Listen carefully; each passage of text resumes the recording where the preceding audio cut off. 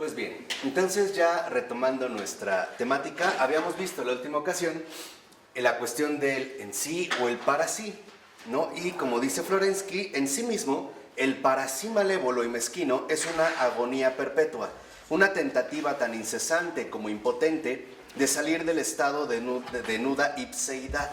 La ipseidad es, digamos, la mismidad, ¿no? El para sí mismo nada más, el ego, condenado por tanto a arder perpetuamente en el fuego inextinguible del odio.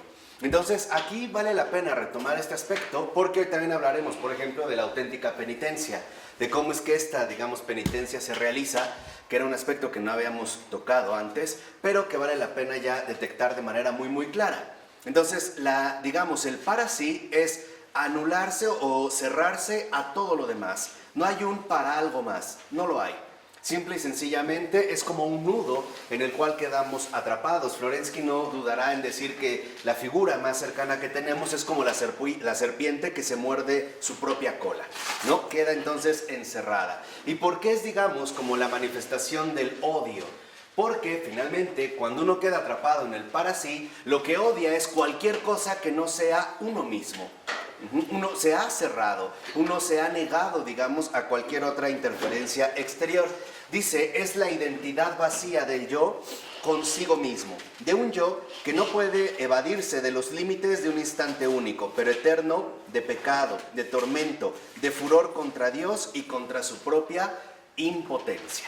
¿No? Entonces, digamos, en esta desviación malévola, lo que resalta precisamente es esta impotencia. Dice, en esta impotencia, es una impotencia precisamente para poder llevar a cabo un esfuerzo. ¿De qué se trata? ¿Qué tipo de esfuerzo? El esfuerzo de contemplar el bien de otro. Y esta es la segunda, digamos, como el segundo paso a desarrollar. Ahora, a nosotros, lo único que nos hace bien es salir de nosotros mismos. Esa es, digamos, como la postura fundamental. De tal manera que estamos llamados a hacer un esfuerzo por contemplar el bien de otro. Dice, el que ama, en efecto, transforma en su propia realidad todo aquello que ama, mientras que el que odia se ve privado incluso de lo que tiene.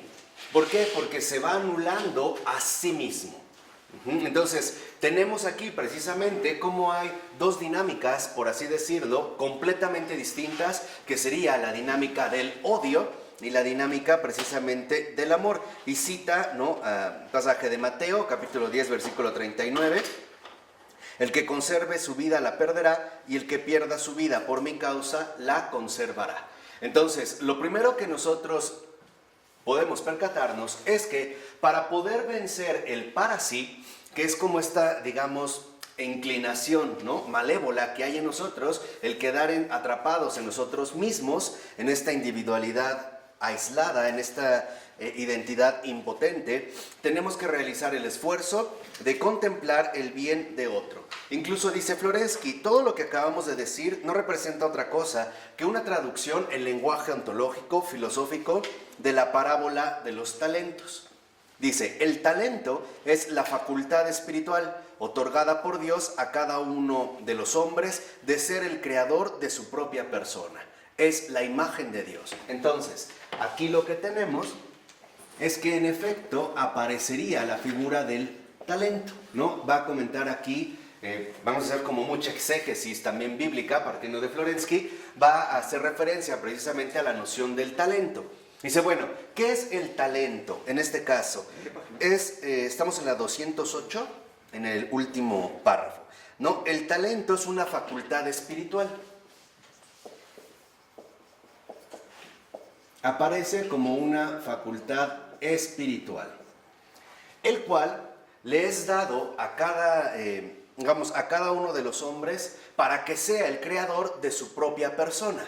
O sea, estos talentos tienen que ser empleados, tienen que ser puestos en uso, tienen que utilizarse de manera adecuada. Entonces, esta facultad espiritual es justamente, ¿no?, una capacidad de creación personal.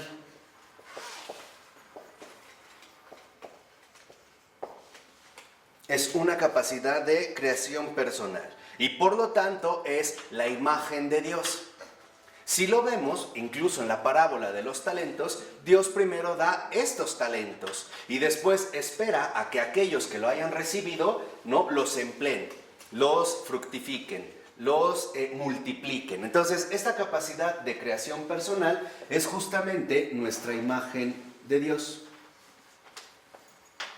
Este es, digamos, a nivel profundo, ontológico, filosófico, el talento que se nos ha dado a cada uno de nosotros. Ahora, dice que conforme al tipo, es decir, a la persona, será también el tipo de crecimiento y de prosperidad espiritual. O sea, no todos estamos llamados a desarrollar la misma imagen de Dios, porque no todos hemos recibido los mismos talentos, aunque todos hemos recibido, por lo menos, este talento de la imagen de Dios. ¿Se acuerdan? A uno le dio 5, a otro le dio 3 y a uno finalmente le dio 1. Y dice Florensky, a uno se le da un talento, a otros 2, a otros 5. ¿Por qué? Porque se le da a cada uno según sus fuerzas, su capacidad, su potencia. Con su santo don, Dios no quiere forzar al hombre para no sobrecargar sus espaldas con fardos pesados y difíciles de soportar. Y cita Mateo capítulo 23, versículo 4, que también aparece en Lucas capítulo 11, versículo 46. O sea, estos talentos son un regalo enteramente gratuito que Dios le hace a cada ser humano.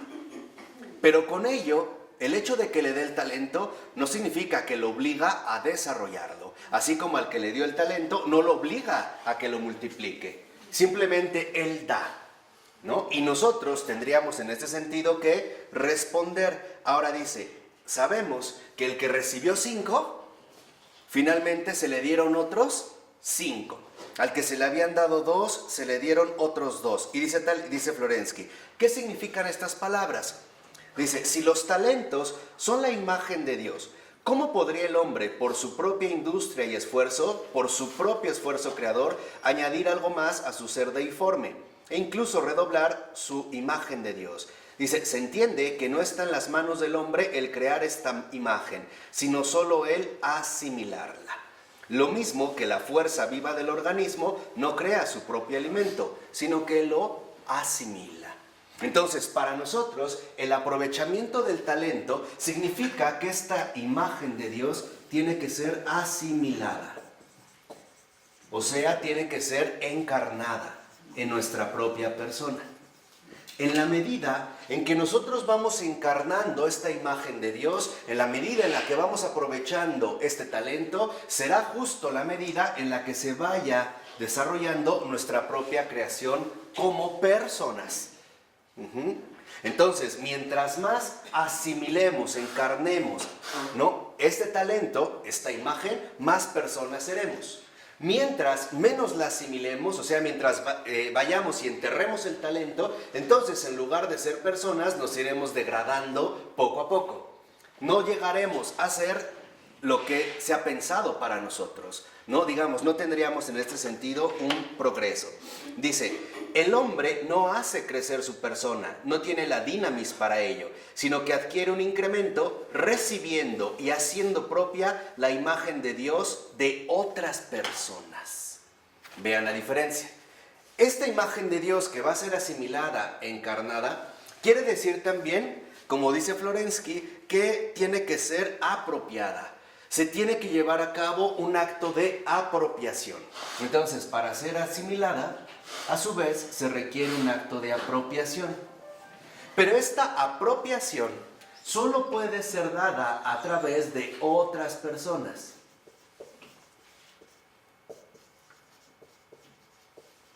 Es decir, a través de superar el para sí.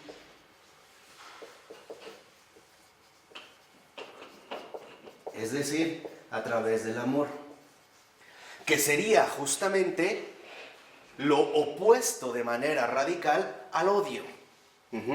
El que odia no es porque tanto odia a los demás, sino que también se odia a sí mismo, está atrapado en sí mismo. En cambio, esta apropiación nos lleva a reconocer que esta imagen de Dios nos la iremos apropiando a través de otras personas. O sea, rompiendo el para sí que nos queda encerrados y que no es otra más que la dinámica del amor. Dice, el amor, esa es la dinamis, la fuerza por la cual cada uno se enriquece y se hace crecer absorbiendo en sí a otro. ¿Qué quiere decir? Que en este sentido, desde la facultad espiritual, el amor no es más que el enriquecimiento mutuo, del cual vamos participando unos a través de otros. ¿Esto qué involucra? Digamos, ¿cuál sería la pieza clave que aquí está de por medio? La colaboración. Ya tengo, por favor, y por ello no es casual que también a partir de hoy iniciemos ya unos cursos de filosofía de alto nivel, podríamos decir de nivel mundial, que ya entendamos que no somos seres aislados. Nuestra vida va a repercutir en un montón de personas, la mayoría de las cuales ni siquiera conocimos.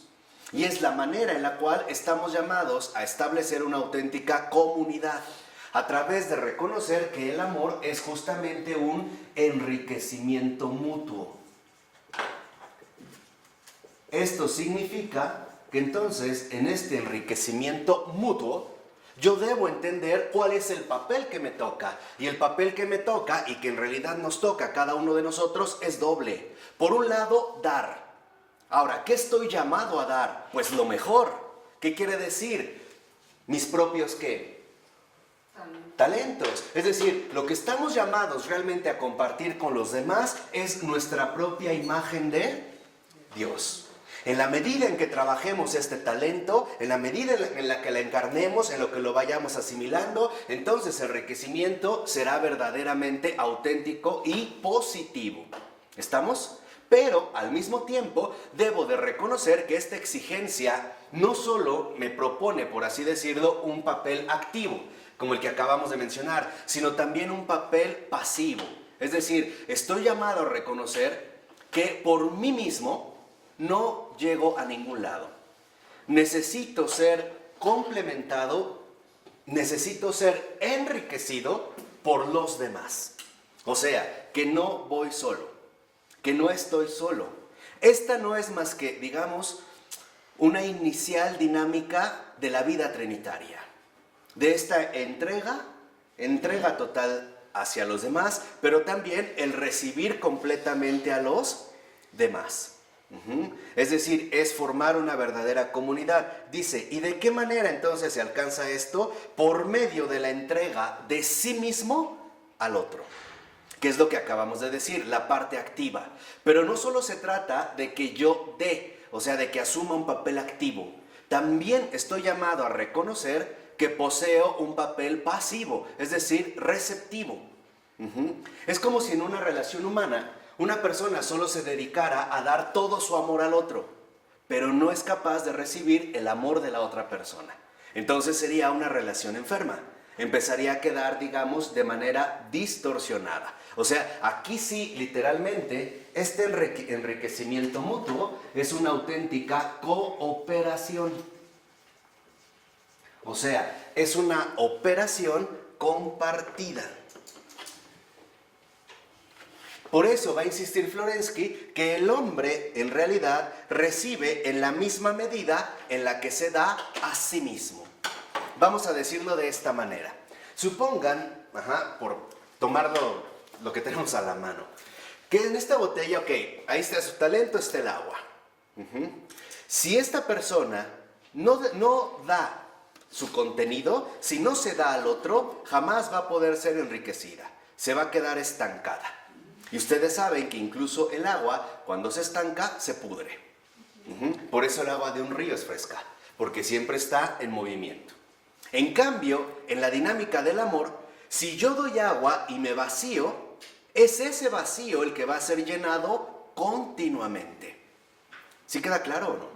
Entonces, en la medida en la que nos damos a nosotros mismos, a los demás, en esa misma medida es justamente como seremos recompensados. Y dice, cuando entonces se recupera a sí mismo, ya lo hace profundizado a partir del otro.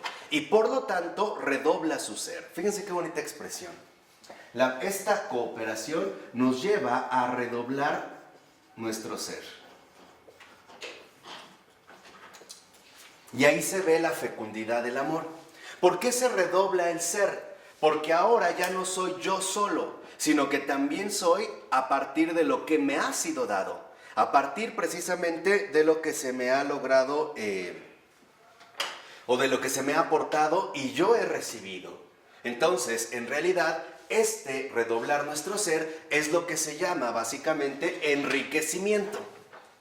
Estamos llamados precisamente a enriquecernos mutuamente. Dice, esta reduplicación, este enriquecimiento de sí es la fidelidad en lo poco. ¿Por qué en lo poco? Porque nuestros talentos finalmente son individuales, pero los demás son mucho más. No sé si me explico. Para entender la dimensión hacia la que nos está llevando Florensky. O sea, lo que a mí se me ha dado finalmente es poco en comparación con toda la demás gente. Entonces, si yo soy fiel en lo poco, y cita Mateo capítulo 25, versículos de 21 a 23, la fidelidad precisamente, ¿no?, aquello que le ha sido concedido a cada uno, el trabajo de asimilación, es justamente, ¿no?, una celda de la Jerusalén celeste. O sea, podríamos decir, esta es la manera en la que se gana el cielo. Podríamos decir, ¿cómo es que se gana el cielo? Y grábense esto, ojalá, de verdad, ojalá vayan siguiendo con mucho cuidado los cursos, porque ya hay mucho material para que ustedes vayan atando cabos. Hoy vamos a entender precisamente también de qué manera a nivel antropológico, con René Girard, esto se está complicando, y se está complicando cada vez más. Pero podríamos decir, ¿de qué manera realmente se gana el cielo? A través de darme por completo a los demás. Y por lo tanto, estando disponible para dejarme enriquecer. Dice, pero no es únicamente, ¿no?, lo que al siervo honrado y fiel le espera. Este gozo grande e inmenso no sería más que una gota insignificante, comparado con aquel océano infinito de alegría espiritual que le ha sido preparado al servidor fiel por el abismo de la riqueza, de la sabiduría y del conocimiento de Dios. Y cita Romanos 11, 33. O sea, ¿hacia dónde nos va a conducir este redoblar nuestro ser? Al gozo del Señor. Y esta es, digamos, la parte fundamental. Eso es ya justamente lo que aquí, ¿no?, se empieza a experimentar, el gozo del Señor Jesús, que como hijo se da por completamente al Padre, se vuelca al Padre de manera absoluta y al mismo tiempo recibe lo que Él es de manera absoluta del propio Padre. Ese es, digamos, en este sentido, el gozo de su Señor, que en último término conduce a la comunión, o sea, la participación de la alegría trinitaria. ¿Por qué? Porque entonces quiere decir que sí se llevó a cumplimiento su obra de gracia creadora del mundo. Entonces, lo que vemos es que nosotros tenemos que tomarnos muy en serio el trabajo realizado con esta imagen de Dios que en efecto nos ha sido dada. Por eso dice, no obstante, este gozo del Señor, ¿no?, este gozo trinitario solo es accesible para aquel que ha adquirido conciencia de su propia persona. O sea, para aquel que realmente sabe lo que es, que se ha esforzado y que ha sido fiel, aunque sea en lo poco. Y podríamos decir, ¿qué es lo poco? ¿Qué significa aquí lo poco? Yo mismo. Eso es lo poco. Lo poco no lo escondí. Lo poco lo trabajé y lo compartí de la mejor manera posible a los demás. No me cerré o no me clausuré, digamos, a la relación viva con los demás, aislándome interiormente e incluso aislándome exteriormente, ¿no? Hay gente que llega al grado, por ejemplo, de decir que en realidad no se mete con nadie, no le habla con nadie, no quiere problemas. Bueno, esta no es una postura en realidad adecuada. Esto no hace más que, en efecto, manifestar el odio que secretamente lo está llevando a apartarse por completo ¿del qué? Del amor. Entonces, aquí es cuando vemos cómo se requiere fidelidad aún en lo poco. Y lo poco es cada uno de nosotros. Diría de otra manera Adrián von Speyer que a nosotros solo nos corresponde ese casi nada. Casi nada, pero es algo. Y aunque sea eso poco, es en lo que tenemos nosotros que aplicarnos. Por eso dice, así, el siervo de la parábola que había recibido un solo talento y no lo había hecho valer porque no había añadido nada con su propia actividad a lo que le había sido dado, este siervo dice al Señor, amo, sé que eres un hombre duro, que cosechas donde no sembraste y recoges donde no esparciste. Por eso me dio miedo y fui y escondí en tierra tu talento. Mira, aquí tienes lo que es tuyo, que es parte de, digamos, de la parábola, ¿no? Ahora, veamos aquí lo que se menciona, o sea, no puso nada con su propia actividad. ¿De qué actividad se habla? La asimilación de la imagen de Dios, el esfuerzo por ser realmente lo que somos, es decir, hijos de Dios. ¿Sí me explicó? Esta es la actividad, ¿y eso implica esfuerzo o no? Claro, ¿con cuántas debilidades no tendremos que enfrentarnos? ¿Con cuántos defectos? ¿Con cuántas limitaciones? O sea, ¿con cuántos vicios? Incluso, ¿por qué no? Con tantos malos espíritus acechando, etcétera, involucra un esfuerzo. Pero es tomarme en serio, en este caso, el talento. Dice Florensky, ¿por qué en realidad hace eso? Porque en sus palabras resuena un tono de odio hacia el Señor. Y es cierto, ¿no? Como que le reprocha, ¿no? Como que le reprocha, tú nada más quieres ganar lo que no es tuyo, bla, bla, bla, etcétera, etcétera. Y con orgullo rehúsa el siervo este don precioso. O sea, ¿qué es lo que rechaza? Fíjense. Y aquí está el punto culminante de este primer momento. ¿Qué es lo que este siervo, que solo se le dio un talento, ¿no? Y no lo hace fructificar, ¿qué es en realidad lo que quiere? Lo que quiere es vivir por sí mismo. Ese es el odio. ¿Sí queda claro? Eso es lo que rechaza. Mientras el Señor lo está invitando a la comunión, al gozo del Señor, que es comunión, este siervo en la parábola representa precisamente el querer vivir por sí mismo. El no querer saber de nada ni de nadie. Es un déjenme en paz y no me interesan. Y entonces, finalmente lo que vemos, el Señor cumpliendo la voluntad, ciertamente malvada, pero aún así por la bondad de Dios eternamente libre, del siervo malo y perezoso, ordena privarle del talento que él ya había rechazado y dárselo al que tiene 10 talentos. ¿Por qué? Porque incluso al que se le habían dado 10, los trabajó los 10. O sea, realmente tiene en este sentido un auténtico espíritu de trabajo, un verdadero espíritu de servicio, un verdadero espíritu de esfuerzo. Entonces, cuando nosotros rechazamos este talento, cuando realmente no nos aplicamos en la asimilación profunda y gradual de la imagen de Dios, lo que le estamos diciendo a Dios es muy sencillo. No me interesa lo que tú me has dado. Yo quiero vivir por mí mismo. Quiero hacer mi vida por mí, ¿qué? Por mí mismo. O sea, quiero finalmente hacerlo esto solo. Ahora dice, si el hombre es perezoso para la obra espiritual, y si por su malignidad pretende asegurarse y hacer legítima la posibilidad de vivir ocioso, disimulando para ello ante sí mismo su propia imagen de Dios, y cuando le son pedidas cuentas de ella, la rechaza con orgullo, entonces le será quitado aquello mismo que él había rechazado. Entonces, primer aspecto importante. ¿Qué es uno, digamos, de los factores fundamentales que nos pueden impedir la asimilación o esta apropiación de nuestro talento? La pereza, la desidia, el desinterés, el ni siquiera tomarnos en serio aquello que nos corresponde. Entonces vemos como uno, digamos, de los factores que más hacen daño a la vida espiritual es justamente la pereza, el no poner manos a la obra, el dejarlo para después, o a veces detectarlo y simple y sencillamente por pereza no aplicarme en ello. Ejemplo, puede ser que en un día yo me di cuenta de que tuve una cierta inclinación a algo desordenado, ¿no? A lo mejor no llegué al pecado, pero tuve una inclinación, lo detecté, pero por pereza no me pongo a trabajar, ¿qué? En ello. Simple y sencillamente como que lo dejo pasar.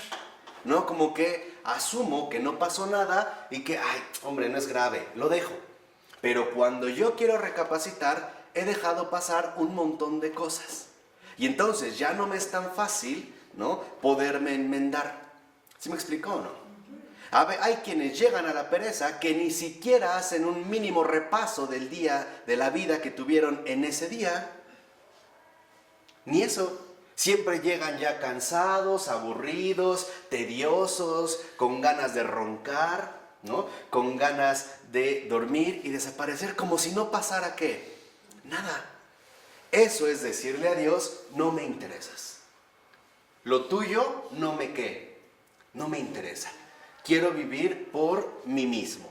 Dice, sin embargo, el Señor que ha sido despreciado no castiga, escuchen bien, no castiga por este pecado a toda la criatura, privándola de aquel don del que le había hecho digna, o sea, del don de la ¿qué? Imagen de Dios. Entonces, aquí lo que nos va a recordar Florensky es que entendamos de qué manera ahora Dios se va a enfrentar con este tipo de rechazo. Y aquí lo que tenemos que entender muy bien es la dinámica fundamental que se da entre el pecado y el pecador. Dice, la imagen de Dios desdeñada, o sea, el talento, los talentos, deja de existir tan solo para aquel que ha abdicado de ella, pero no deja de existir en absoluto.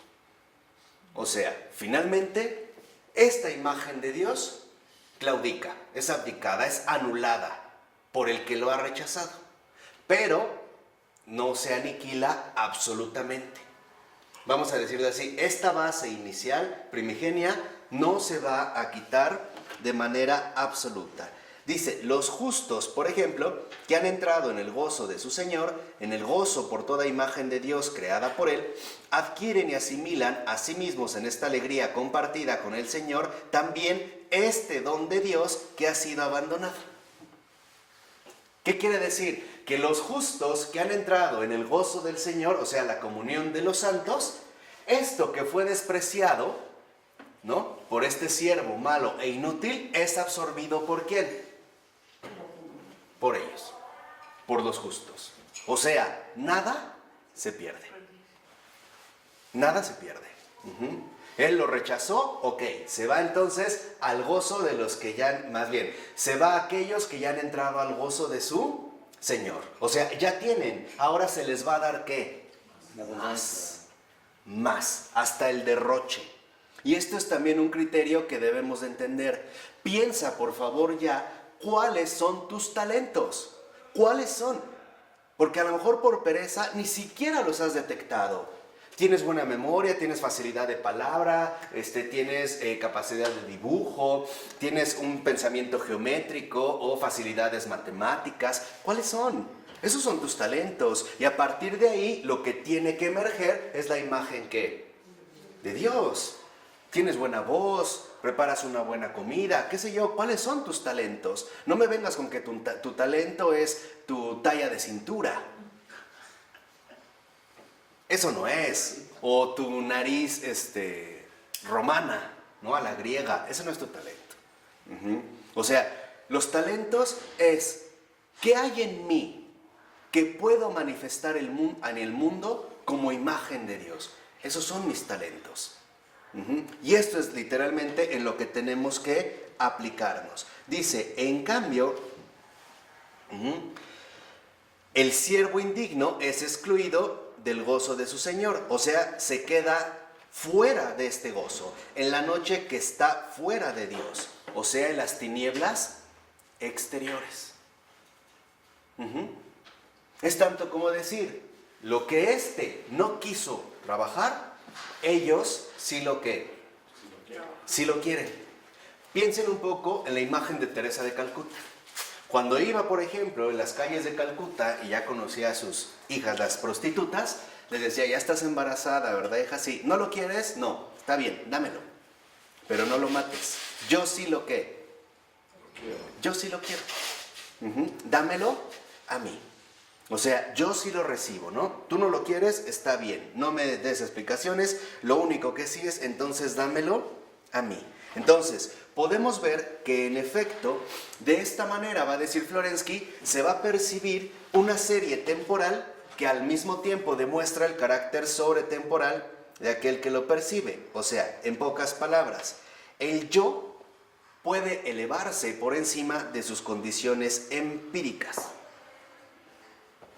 ¿Qué quiere decir? Que tenemos que darnos cuenta que nuestra realidad personal no va a quedar plenamente definida tal y como la conocemos en estos momentos, o sea, a través de nuestra experiencia empírica o según nuestro modo de vida en la Tierra.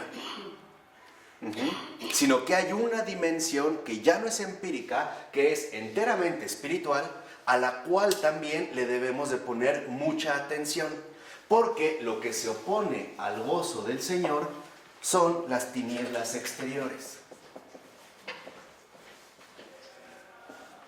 O sea, no podemos seguir nosotros con esta ingenuidad malsana, por ejemplo, de que el infierno no existe. Por eso también con Girard, desde otra perspectiva, tendremos que aprender a pensar lo que nadie quiere pensar.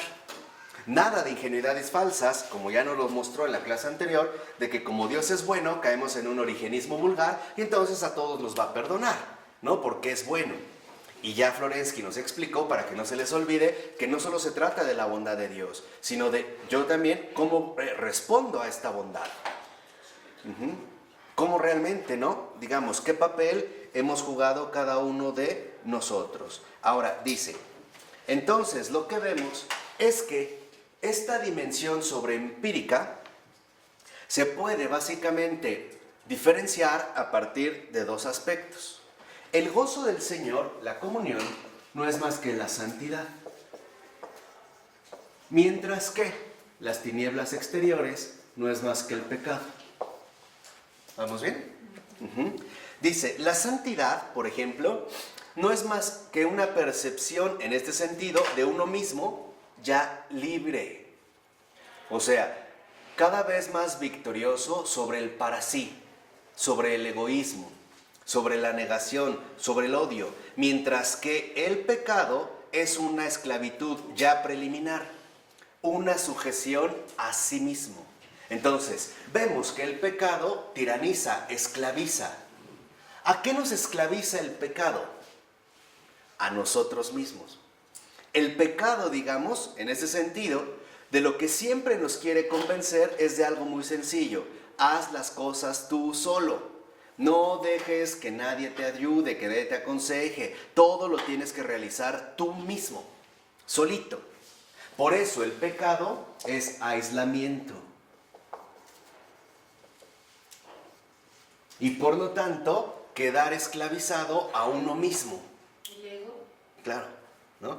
El aislamiento es quedar esclavizado a uno mismo. ¿Qué sería en este sentido la santidad? Ser libre de uno mismo. O sea, en este caso, la santidad es ser libre de cualquier tipo de ¿qué? De pecado. Fíjense, no se me vayan a confundir. Yo no dije que eso ya es dejar de ser pecador. Dije, no, es quedar libre realmente de cualquier influencia de pecado. Pero eso no anula mi condición humana de pecador. ¿Sí? Al menos me va liberando. Entonces dice en este sentido, si el yo, por ejemplo, no pone su tesoro en la creación de sí mismo por la propia actividad conforme a lo divino, si no se adhiere a su propia imagen de Dios en Cristo, sino solo a su propio contenido empírico, o sea, su carácter relativo, limitado, finito y por lo tanto ciego, este mismo hecho ya es, digamos, lo que lo priva de su libertad y lo hace esclavo de sí mismo, anticipando el juicio final. Y cónse, porque aquí es donde entra ya la escatología, Ya eso va anticipando el juicio ¿qué? Final.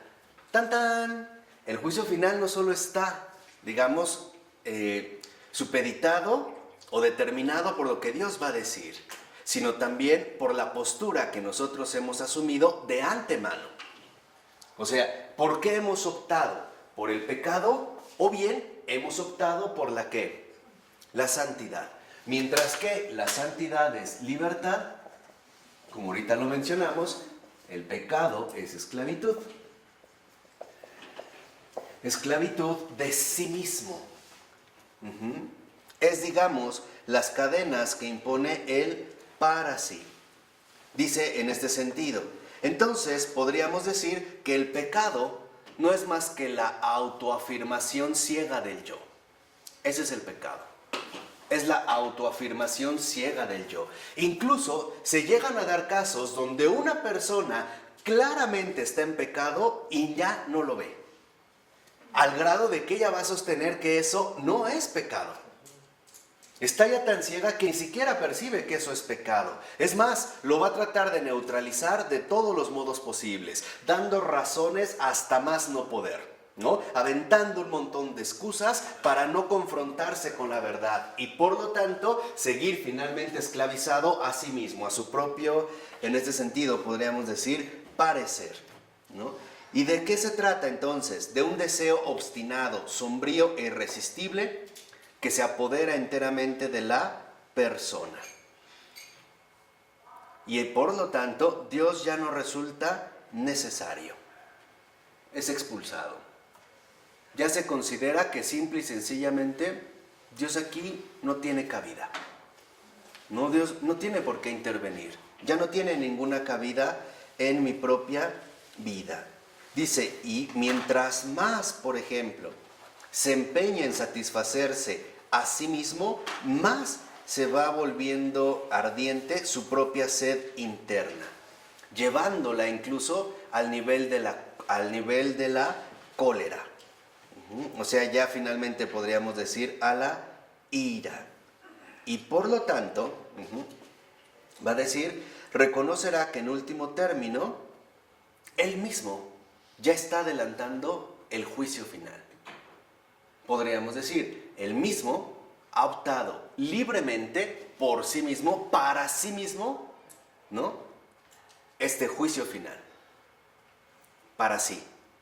Él ha escogido lo que él quiere para sí. Dice, en este sentido, por ejemplo, lo que nosotros tenemos que detectar es que, en último término, estamos llamados precisamente a liberarnos de este aislamiento, a liberarnos de esta esclavitud. Y aquí lo que vemos es que, en efecto, dice Florensky, aquel para quien nadie representa un tú, o sea, el salir de sí para recibir al otro, dice, aquel para quien nadie representa un tú, no será tampoco un tú para nadie. Será finalmente que anulado. Si tú has negado a todos los demás interiormente y por lo tanto niegas todo, también ese todo te va a negar ¿qué? A ti. Y lo vemos con el propio Jesús, que es la verdad y el ser. Apártense de mí, malditos. Es una sentencia bien fuerte, porque estuve, por ejemplo, ¿no? Enfermo y no me visitasteis, hambriento y no me disteis de comer, sediento y no me disteis de beber. O sea, te negaste, en pocas palabras, ¿al qué? Al amor. Cuando te niegas al amor, lo único en lo que vas finalmente a crecer es en el odio. Y esto se puede empezar a percibir incluso de manera empírica en rasgos muy ordinarios de nuestra vida. Por ejemplo, ¿qué tanto te molesta cuando alguien te interrumpe? ¿Qué tanto te enoja que alguien te pida algo? Lo que sea. ¿Qué tanto te molesta que estés cómodamente viendo tu telenovela y suene el teléfono? ¿Qué tanto te molesta que la gente recurra a ti? Te busque a ti. Ahí se ve hacia dónde está tu tendencia, hacia aquí o más bien hacia acá. Pero esto se realiza precisamente porque lo que se busca es adoptar una máscara. No, o sea, necesitamos presentar una máscara ante esta ceguera, ante esta perdición, porque el pecado nos lleva al odio y el odio no es más que perdición, y ya lo estaremos viendo con René Girard. Hacia esta perdición, entonces lo que tenemos que buscar es que el para sí se presente como lo que no es. Por ejemplo, como yo no quiero tener nada que ver con la verdad, con Dios, con el ser, entonces yo mismo voy a establecer los criterios a partir de los cuales podré justificar si es que la hay, una posible redención o salvación.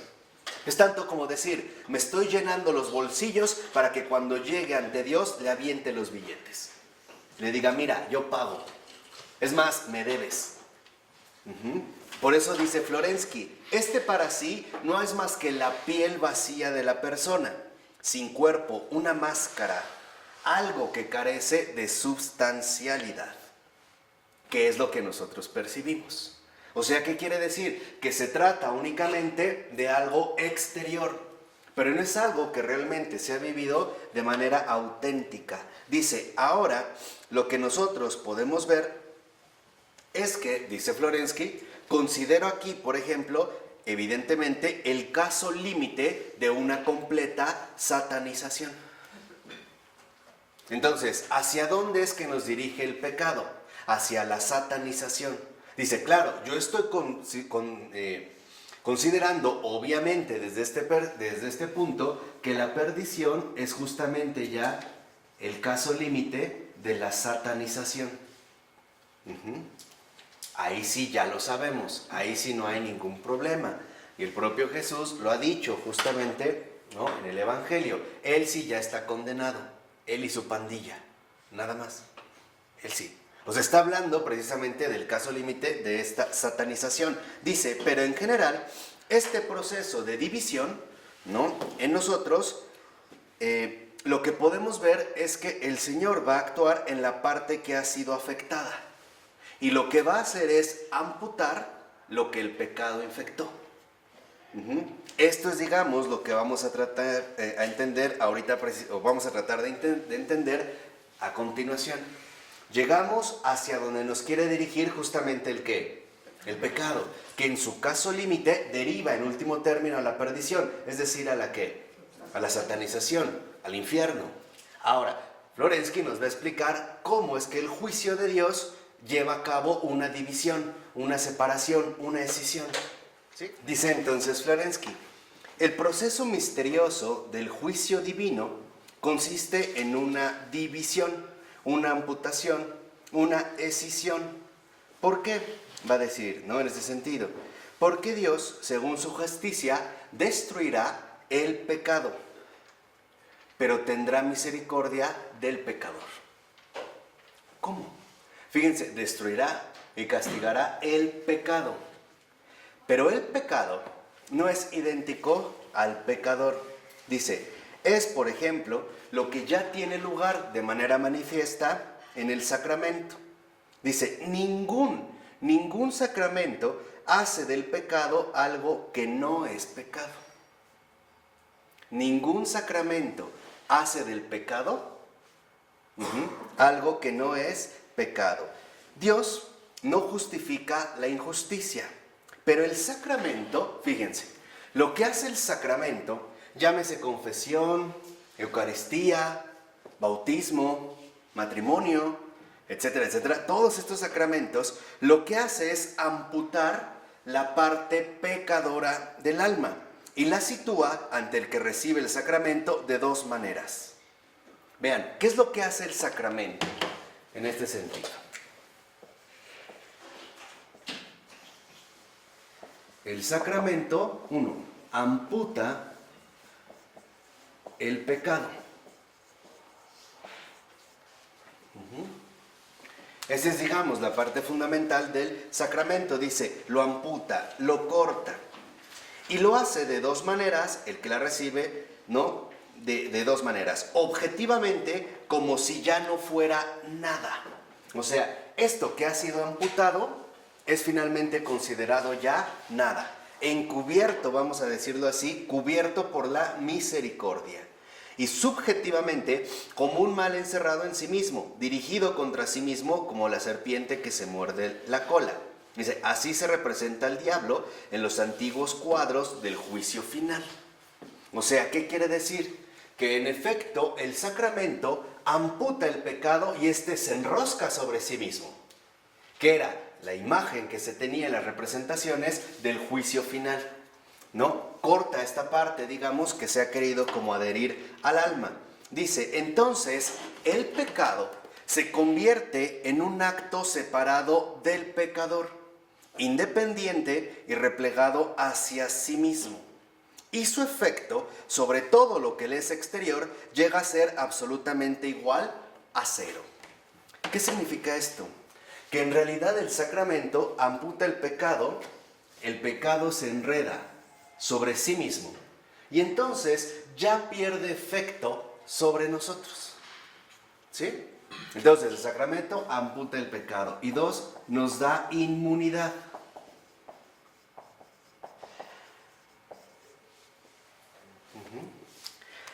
En esta inmunidad hay que entenderla bien. ¿Por qué? Porque precisamente, ¿no?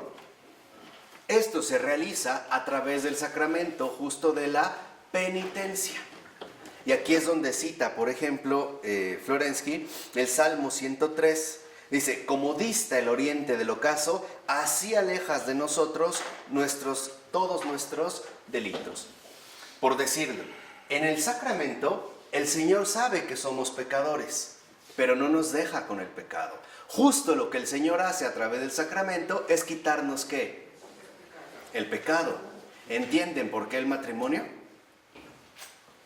¿Entienden por qué la confesión? ¿Entienden por qué la Eucaristía? Porque aquel que rehúsa de los sacramentos, lo que en realidad está haciendo es seguir aferrado a su propio ¿qué? Pecado. En lugar de amputarlo o dejar que el Señor sea el que lo ampute y pierda esta efectividad sobre nosotros. Dice, así entonces, vean, todas las fuerzas del pecado extirpado por la penitencia se concentran sobre sí mismas. Fíjense qué interesante. ¿De qué carajo nos sirve la penitencia? No es un cambio de menú, nada más. Pues ya entramos al periodo de los mariscos, ¿no? Y los pescados. No. Lo que hace la penitencia es, entonces, por así decirlo, no permitir que estas fuerzas nos vuelvan a morder a nosotros, sino que ahora estas fuerzas del pecado se regresen sobre sí mismas. Entonces, nos da inmunidad, claro, a través de la penitencia. La penitencia, por así decirlo, hace que todas las fuerzas del pecado se vayan sobre el mismo pecado y ya no nos ataque a nosotros, ya no nos muerda, ya en este sentido no nos lastime. Dice, por eso los santos padres indicaban frecuentemente que un signo de la eficacia del sacramento de la penitencia es precisamente la desaparición de la fuerza de atracción del pecado perdonado. O sea, realmente, ¿dónde vemos que el sacramento ha sido asimilado por nosotros a través de la penitencia? El pecado ya perdió su poder de atracción. Lo que en un momento, por ejemplo, te podía haber resultado muy atractivo, ahora en realidad te resulta muy repulsivo. Ahí se ve que en efecto el pecado ha quedado amputado y está, digamos, replegado sobre sí mismo. En ti, digamos, ya no tiene ningún efecto, ¿no? Dice, por el sacramento entonces, como decían los padres, el pecado es destruido. Es justamente el pecado es destruido a través del sacramento. Y dice en una nota, Florensky, que aparece en la 614, lo siguiente. Dice, por ejemplo, fíjense, del mismo modo a la pregunta, ¿cuándo conoce el hombre que ha recibido el perdón de sus pecados? Fíjense, ¿cuándo conoce el hombre que ha recibido el perdón de los pecados? San Isaac de Nínive ofrece esta respuesta. Cuando siente en su interior que ha comenzado a detestar el pecado perfectamente y con toda el alma, y cuando toma una dirección claramente opuesta a la precedente. Fíjense lo que dice San Isaac de Nínive. ¿Cuándo nos damos cuenta que realmente nos han sido perdonados los pecados? Cuando ya interiormente empezamos a detestar ese pecado que reconozco que cometí, pero ahora ya me resulta insoportable. Y entonces, en lugar de dejarme arrastrar o enredarme yo con el pecado, simplemente mantengo, vamos a decirlo así, ¿no?, a raya la influencia de este pecado y me voy a mover en el sentido opuesto. ¿Cuál sería el sentido opuesto? el ejercicio de las virtudes. Por ejemplo, si mi pecado era ser lengua suelta, boca floja, chismoso, chismosa, habladora, me encanta meter rumores, comentarios, etc., y se va a perdonar este pecado, después voy a trabajar mucho en la moderación. Y me voy a dar cuenta que lo que en un momento me encantaba parlotear, porque no se le puede decir de otra manera, ahora me resulta molesto. Porque me he dado cuenta de que en realidad esto no es lo conveniente. ¿Sí me explico? Ya no hay, digamos, pierde esta atracción. Entonces, lo que vemos es que, en efecto, dice Florensky, la suma de los actos pecaminosos configura de este modo un cierto pasado del hombre, que afecta su comportamiento en el presente y le orienta hacia tal o cual acción. O sea, el problema es que también para nosotros el pecado se va transformando gradualmente en un determinado hábito, ¿no? Es, digamos, esta suma de actos repetitivos es justamente lo que nos lleva a asumir una especie de condición permanente o de condición habitual en el pecado. Tan habitual que ya ni siquiera lo notamos como ¿qué?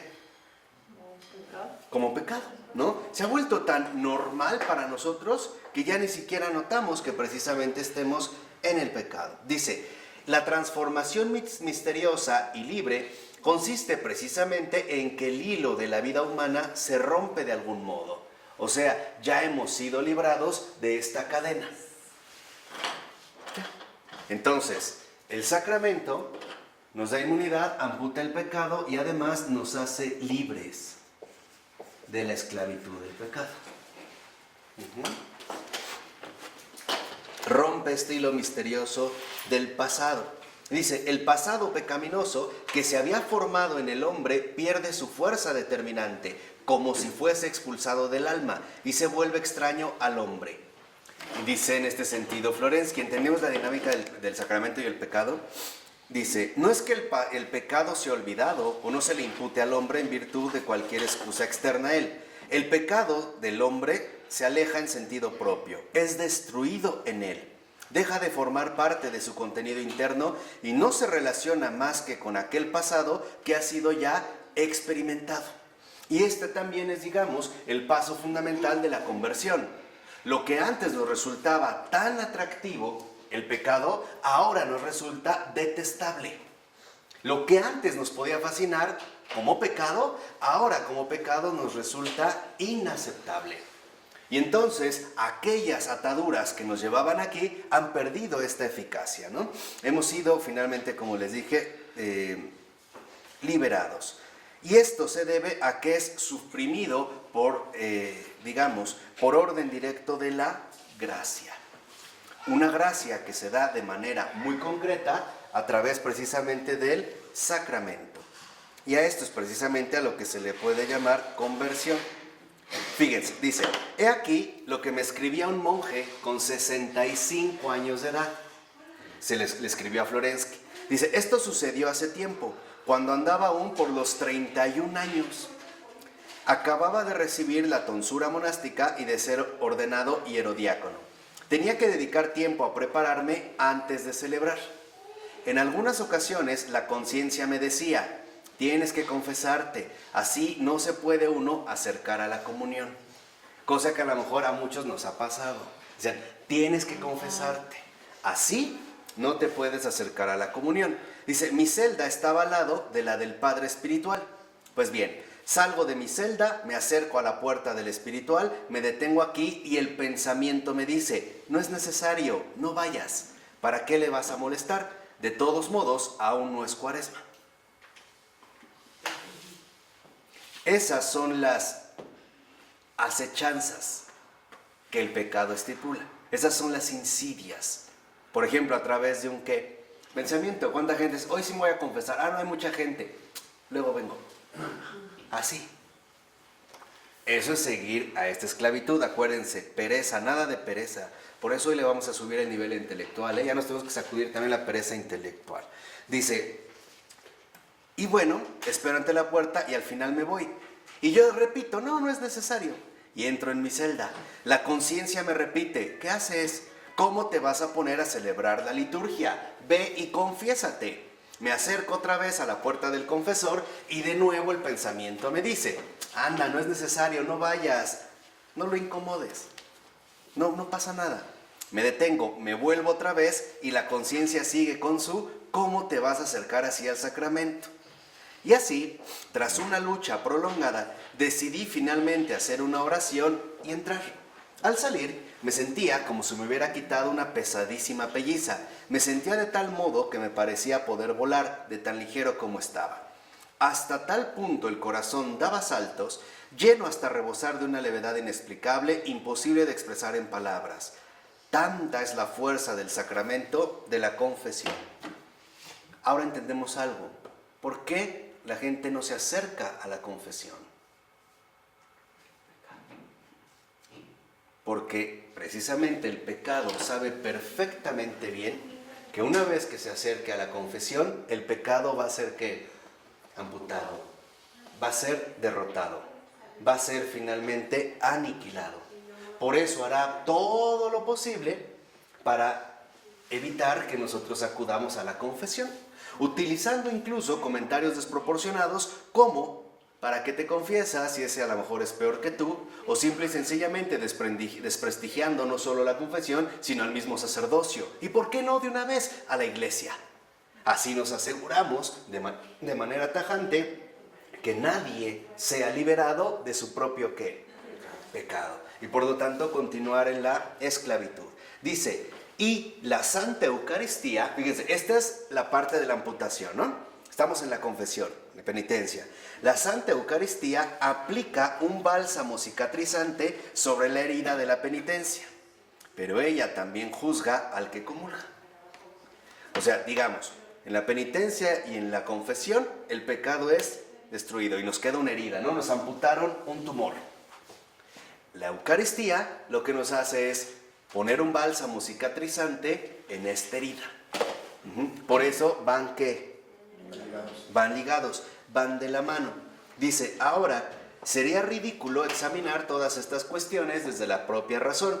Solamente lo que he expuesto representa una transcripción en términos filosóficos de lo que he leído en la Sagrada Escritura. Y cita, por ejemplo, dice que el texto clave es la primera carta a los Corintios, capítulo 3. Después, si ustedes lo pueden leer con más calma, no estaría nada mal. No, donde habla básicamente de la edificación de la iglesia. Y dice, la edificación de la iglesia de Cristo consiste en la actividad conforme a Cristo, sobre el fundamento de Cristo, por la potencia de Cristo. O sea, ¿en qué consiste la edificación de la iglesia? Y esto es algo que ya debemos de entender. Es el desarrollo real de las posibilidades divinas entregadas a la humanidad. Entonces, aquí ya tenemos una primera concepción bastante profunda de la iglesia. ¿Qué es la iglesia? Son las posibilidades divinas entregadas a la humanidad. Eso es la iglesia. Es el desarrollo real de las posibilidades divinas entregadas a la iglesia.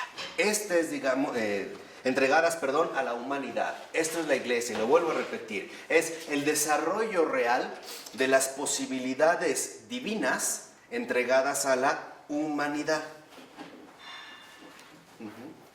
Que habla, en este pasaje de la primera carta a los Corintios, capítulo 3, dice, y dado que la iglesia se edifica con los hombres mismos, conviene entender por materiales de construcción, ante todo, lo que representan los hombres por su carácter empírico, actual y manifiesto. La dignidad o la indignidad del propio carácter empírico, he aquí lo que cada uno ha de evaluar en primer lugar. O sea, ¿en qué condiciones reales estamos? Ante todo, ¿de qué? De pecado. Por eso, si ustedes lo ven, la iglesia ha sido configurada a través de hombres que han vivido en carne propia estas posibilidades divinas y que básicamente comienzan con la conversión. Dice, entonces es la propia actividad interior y después la exterior, ¿no? Lo que el fiel tiene que asumir como material de construcción. Cuidado con esto, porque aquí de verdad Florensky nos ya está llamando la atención más fuerte. Configurar la iglesia, edificar la iglesia, no es querer llevar un tipo de participación externa. No es esto. Los primeros materiales de construcción con los que hay que trabajar es nuestra propia dimensión interior, que tienen que ser edificados en Cristo, en base a Cristo y no en base a uno mismo. Y la única manera de hacerlo es a través de que nos liberen ¿del qué? Del pecado. ¿Esta liberación del pecado se da a través de la confesión o no? Sí, y la confesión, el sacramento de la confesión, ¿dónde es administrado? En la iglesia. Ahora entendemos el porqué a veces de estos rechazos. Entonces, no crean que, por ejemplo, la construcción, en este sentido, ¿no?, de el carácter cristiano, depende de los criterios que nosotros vamos asumiendo. Por eso, San Juan ya había dicho con mucha claridad, el anticristo ya llegó. Es más, ya está aquí, salió de entre nosotros, pero no era de los nuestros. Salió de entre nosotros, o sea, era alguien que exteriormente parecía uno de ¿qué? De nosotros, pero en realidad no era de los nuestros. Entonces, la primera edificación es interior. Y cuidado, porque esa edificación interior, como nos lo va a mostrar Florensky, es justo lo que va a ser sometido a la prueba del juicio final. Veremos qué se mantiene en pie y qué no se logra mantener ¿qué? En pie. Todo lo que intente ser edificado fuera de Cristo no permanecerá de pie. Se derrumbará. Por eso lo que tenemos que entender es que insiste Florensky que la obra ascética consiste en estar luchando siempre por superar la aceidad malvada. Esa es la lucha ascética. Por eso aquí vamos a estudiar a Girard a partir de hoy. Veremos lo de la invención de la autonomía, porque esa es la aceidad malvada. Nada más que en términos modernos, para que no nos suene tan feo, le llamamos autonomía. Pero no es más que aceidad malvada. Entonces dice, la obra ascética consiste en estar luchando siempre por superar la aceidad malvada. ¿No? ¿Vamos? Ahora, esta aceidad malvada, ¿no?, es justamente la fuente raíz de nuestro pecado. Entonces, los sacramentos nos ayudan a superar esta aceidad malvada. ¿Cómo? Porque nos llevan a salir de nosotros mismos. Nos ayudan a reconocer que sí necesitamos enriquecernos a través de los demás, que no podemos salir por cuenta propia y que tampoco podemos nosotros vencer aquello que nos supera y que nos domina y que ni siquiera alcanzamos a comprender. Por eso muchos programas de ayuda auténtica como AA, de aquí lo quiero mencionar porque ya San Juan Pablo II había dicho que Alcohólicos Anónimos es el mayor milagro del siglo XX, comienzan precisamente por la aceptación de la derrota. O sea, es reconociendo finalmente que esta aceidad malvada es algo que me supera y que yo no puedo. Por eso, en consecuencia, vemos que el siguiente paso es el reconocimiento de un poder superior. O sea, es abrirme a la verdad y darme cuenta que esto, no va a poder ser, digamos, vencido por mí mismo. Al contrario, siempre yo seré más bien en ese sentido dominado. Ahora dice, pero de esta manera, por ejemplo, la naturaleza empírica del hombre se desarrolla en un sistema de pensamientos, sentimientos, deseos, y todos estos se manifiestan en los actos. Y estos últimos, estos actos, adquieren un carácter autónomo, suscitando en otros hombres los correspondientes pensamientos, sentimientos, deseos, actos, independientes ya del impulso originario que los había provocado. O sea, nos contagiamos mutuamente. Finalmente, ¿no?, a partir de este desvío de la aceidad malvada que puede asumir una persona, también se va a ver influida otra ¿qué? Otra persona. Y será también encauzada en este camino. Por ejemplo, ¿cuántas veces quizá en nuestra juventud leímos un texto que nos hizo mucho daño y que nos desvió por completo del camino? O una persona a través de los estúpidos consejos que nos daba durante nuestra infancia. O en una plática ordinaria que conoces y a lo mejor te engancha, ¿no?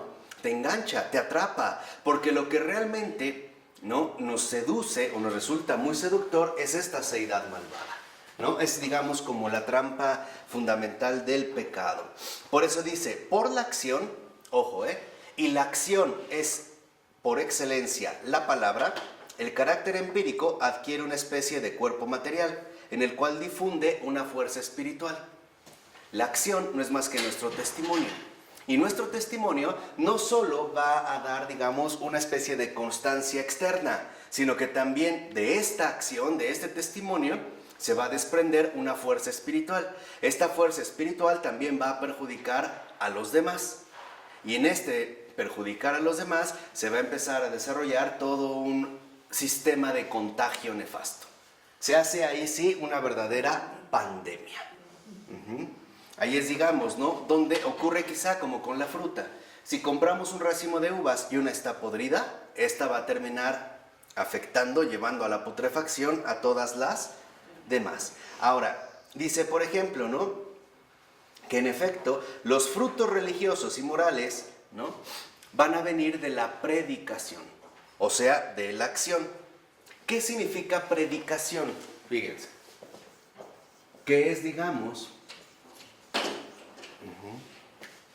donde se empieza a evaluar qué tanto avance tenemos en la superación de la aceidad malvada. ¿Qué es en este caso la predicación? Es la vida santa y espiritual de otros hombres que se manifiestan como un fruto por la actividad del creyente. Entonces podremos decir, ¿qué es la predicación? Es la vida del creyente. La vida,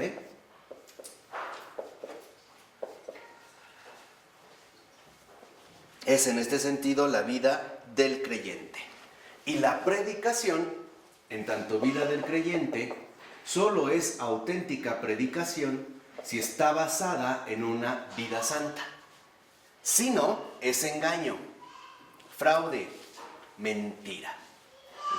Por eso Michel Henry, por ejemplo, en su libro de Yo soy la verdad, nos recordó de manera insistente que no creamos que todo se reduce al nivel del lenguaje o del discurso.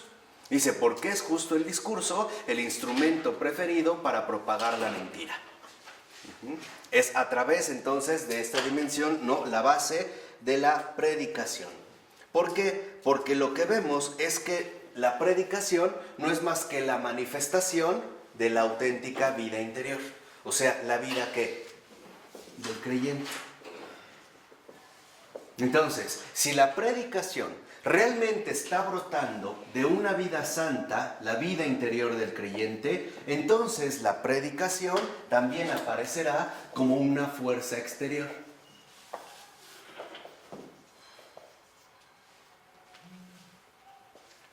Vean a Jesús. Cuando Juan y Santiago ven que Juan Bautista lo señala y lo vieron, no lo escucharon, ¿o sí? No. Ese simple estar ahí de Jesús, ¿ya es predicación o no? Sí, se sienten atraídos. Ellos van, él no dijo nada, ni siquiera ha hablado.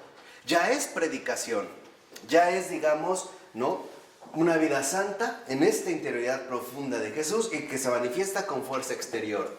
Otra cosa es que Juan Bautista hubiera dicho, mira, ese es el Cordero de Dios. Voltean a decir ese, no, ese no. No, si lo notan, no habla, ya es predicación. Y van y se acercan y lo primero que le dicen es, Rabí, ¿dónde vives? ¿Qué es lo que les va a enseñar Jesús? A ver, hoy Jesús les da un regalo. ¿Qué les va a enseñar? ¿Dónde vive? Me lleva el tren. ¿Dónde vive? No. En el interior. A todos nosotros. No, pero Jesús, le están preguntando a Jesús, maestro, ¿dónde vives? Jesús lo que le va a enseñar es que Jesús vive de la verdadera interioridad que no es otra más que la vida santa. ¿Dónde vives? En la santidad misma, es decir, con el Padre. Por eso se quedan con Él y se quedan como tan impactados. Jesús no estaba a hablar mucho, ustedes véanlo. Sus discursos no son larguísimos. No estaba a hablar mucho. Cuando está ante Herodes y no habla, esta simple presencia, ¿ya es predicación o no? Sí. ¿Dónde vives? Lo que quieren conocer es ¿dónde vives? O sea, ¿dónde está tu residencia? ¿Dónde está tu morada? ¿Dónde habitas? Y sabemos que precisamente el Hijo de Dios no es de este mundo. ¿Qué les enseñó a Juan y Santiago? ¿Dónde vives, Rabí? En el otro mundo. ¿Qué es el otro mundo? La santidad. Cuando regresan Juan y Santiago, van a buscar ahora a Pedro y Andrés, ¿y qué es lo primero que le dicen?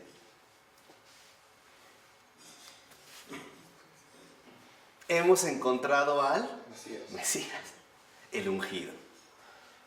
El Mesías es el revelador del otro mundo.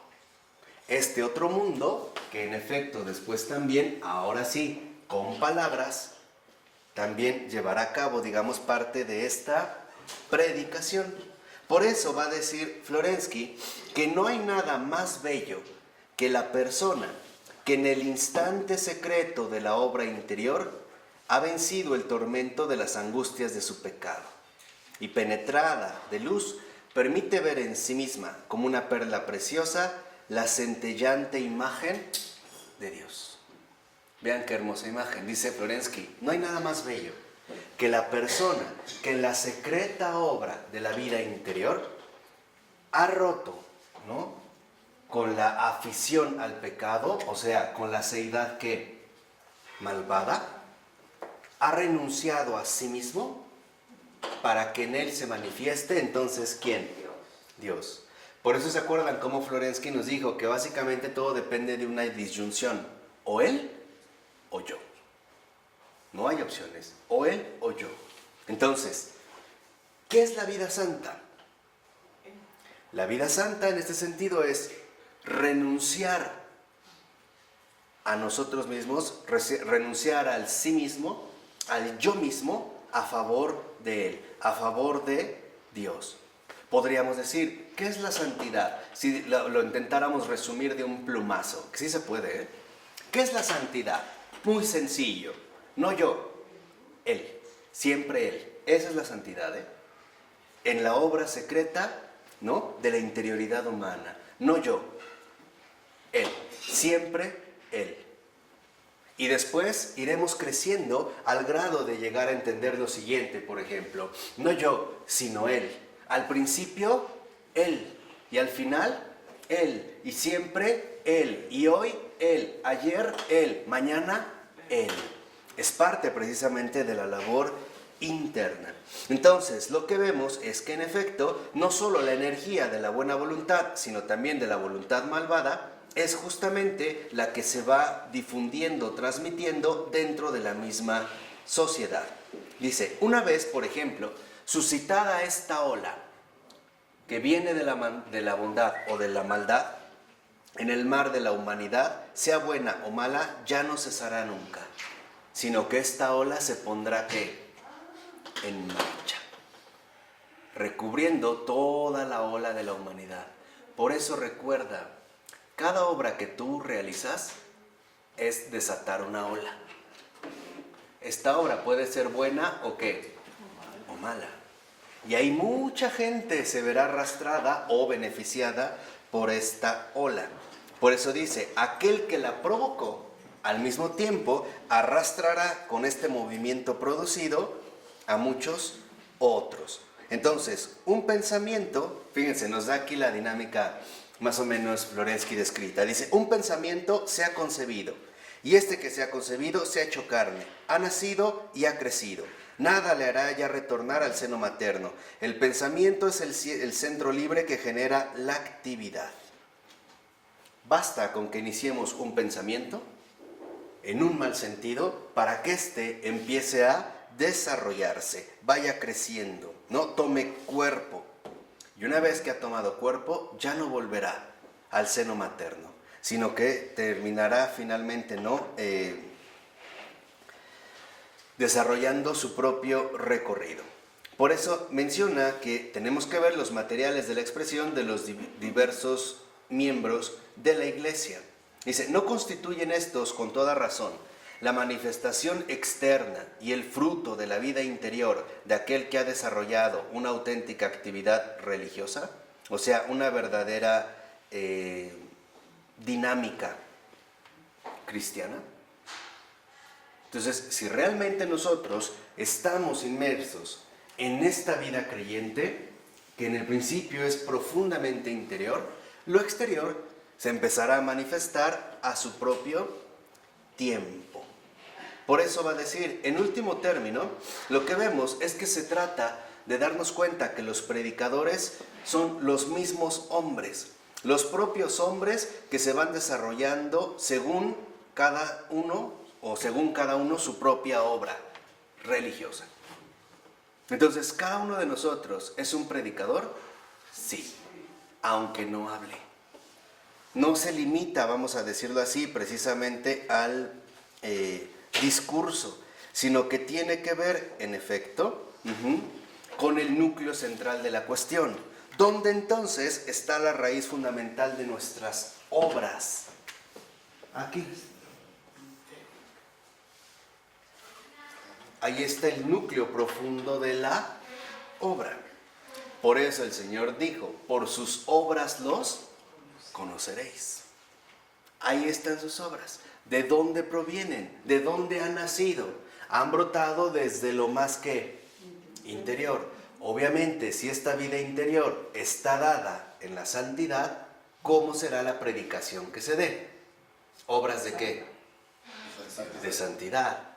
Y esto, tarde o temprano, se pone al descubierto. Porque puede ser que alguien, siguiendo su enorme generosidad, haga algo espectacularmente visible. Pero basta con que uno rasque un poquito más para darse cuenta cómo interiormente puede estar plagado, por ejemplo, de autocomplacencia, de sed de protagonismo, de vanagloria, o simple y sencillamente de lujuria. Porque la lujuria no se reduce únicamente a la cuestión sexual. La lujuria es este desorden, este frenesí irreprimible para autosatisfacernos. Esa es la lujuria. O sea, la lujuria es este frenesí, ¿no? Como irresistible para autosatisfacernos. Por eso la masturbación es la manifestación externa más clara de la lujuria. Justo por eso, o sea, no crean que es algo meramente arbitrario, sino que ahí precisamente va mostrando sus raíces. Ahora dice, bueno, pero esta obra, ¿no?, que es lo que va a ser calificada en la edificación de la iglesia, esta obra será probada a fuego, que es precisamente lo que menciona San Pablo. Dice, la prueba tendrá lugar por medio del fuego. El término fuego precisamente es una imagen. Por ejemplo, ¿no?, el fuego que es utilizado frecuentemente en la Escritura tiene que ver con el hecho de que todo lo penetra y lo purifica. Y en este sentido podemos decir que en efecto va a ser sometida a esta obra toda nuestra auténtica vida interna, toda nuestra obra al fuego, es decir, a la purificación. A ver, ¿qué realmente está edificado sobre piedra firme y qué está más bien puesto sobre arena movediza? Y ya la simple alusión a la piedra firme, ya entendemos en dónde es que se mantiene. ¿Qué le dijo a Pedro? Sobre la roca. Tú eres piedra. Tú eres esta piedra. Y sobre esta piedra edificaré ¿qué? Mi iglesia. Esto ya nos da muchas luces sobre muchas cosas. Para ya volver, digamos, a centrarnos de manera adecuada. Dice, ahora, lo que vemos es que también, por ejemplo, en todo este sentido, lo que va a hacer el fuego, ¿no?, es que va a devorar y consumir lo ilusorio, lo falso, o sea, nuestras propias máscaras y recubrimientos. Y quedará todo absolutamente ¿al qué? Al descubierto. Y todos seremos sometidos a esa prueba. Por eso incluso menciona que en Apocalipsis, capítulo 2, versículo 18, se habla, por ejemplo, ¿no?, de que el Señor mira con unos ojos como una llama ardiente. Esta mirada, como lo que dijimos, consume y devora todo lo ilusorio, lo falso, todos nuestros recubrimientos o máscaras, que de manera malvada o ingenua nos fuimos colocando, tratando de justificar nuestra no adhesión, en último término, a Cristo. Por eso insiste que el fuego pone a prueba la obra de cada uno, de modo que aparecerá claro cuál es. Entonces, cuidado, ¿por qué la prueba? Y eso es algo a lo mejor que Rory intuyó hace un momento. La prueba no va a ir hacia lo que hicimos. La prueba va a ir es en dónde cimentamos. ¿Sí me explico? La prueba no va a ir a los hechos realizados. Va a ir a nuestra raíz de ser. ¿En dónde edificamos? ¿A partir de qué edificamos toda nuestra vida? Entonces, lo que hay que tomar en cuenta es, ok, ¿cuáles son, en pocas palabras, las raíces de nuestra obra de vida? ¿Dónde estamos enraizados? ¿A partir de qué precisamente hemos tratado de desarrollar esta obra? ¿Lo hemos hecho realmente a partir de Cristo? ¿O lo he hecho en realidad hablando de Cristo, pero siguiéndome a mí mismo? Hoy eso es sumamente frecuente. De verdad, es sumamente frecuente. Yo he conocido a muchísimos, de verdad, muchísimos católicos que hablan de Cristo, pero no están cimentados en Cristo. Ejemplo, ¿quieren ver así un ejemplo muy sencillo? Todo aquel que, digamos, ¿no?, busca hacer un comentario que no contribuye al bienestar general, no está viviendo en Cristo. Así sea o así parezca ser de lo más que inofensivo, más pequeño. ¿A dónde está contribuyendo? Y es lo que habíamos mencionado hace un momento. ¿Está contribuyendo realmente a esta predicación? O más bien, está trabajando para alguien más. Y lo peor es que muchos trabajan para alguien más y ni lo saben, ¿eh? El maligno es un pésimo patrón. No paga bien, no te reconoce nada. Es más, ni siquiera te enteras que estabas en su nómina. Nunca te enteraste. Y tú eras su trabajador, su esclavo. Entonces, aquí es donde en efecto entra este primer punto. Entonces dice, ok, si la obra del que ha construido sobre el cimiento permanece, recibirá la recompensa. Que es el versículo 14, ¿no?, de San Pablo. Dice, ahora permanecen la fe, la esperanza y el amor. Estas tres, pero la más importante es el amor. Lo que permanece es la fe, la esperanza y el amor. El amor sobre todo. La obra del hombre resiste en pie ante los ojos llamantes del juez que ve todas las cosas, ¿no? Apocalipsis 2:18. Aparece como auténticamente valiosa si ha sido construida con fe, esperanza y amor. Fundamentalmente, ¿qué? Con amor. Entonces, ¿cuáles son las raíces auténticas de la obra cristiana? La fe, la esperanza y el amor. En este orden. La fe es que estoy edificando toda mi obra a partir de lo que no veo, no de lo que veo. Y por lo tanto, a partir de lo que espero que Él haga y no de lo que yo deseo o quiero realizar. Y por lo tanto, a partir del amor, de la renuncia absoluta con todos los criterios que no son compatibles con la obra de Él. Esta es, digamos, como en este sentido, la parte fundamental. Por eso dice, en ese sentido... Cuando dice la obra permanece, ¿está hablando de después de la muerte o cómo? Sí, claro. A ver, El juicio, sí, está lo que vamos ahorita. Nos dice, bueno, esto es lo que permanece, porque estos cimientos no son puestos por el hombre mismo. Estos cimientos vienen de Dios, porque el hombre no es amor, Dios es amor. Y la esperanza no viene del hombre, viene de aquel que no lo defrauda. Y la fe no viene del hombre, sino que viene de permanecer fiel a aquel al que le he tomado la palabra. O en este sentido, al que he decidido precisamente seguir. Dice, toda la persona empírica del cristiano ha de estar tejida de fe, esperanza y amor. Y la misma sociedad cristiana debe constituir la tríada materializada de las virtudes.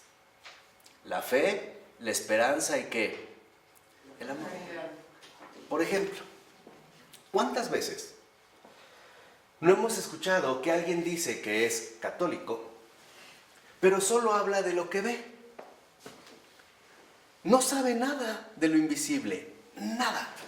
Y lo único que llega a decir de lo invisible es pura tontería, sacado de sus propios criterios inventados o extraídos, quién sabe de dónde, pero llevando un camino distinto.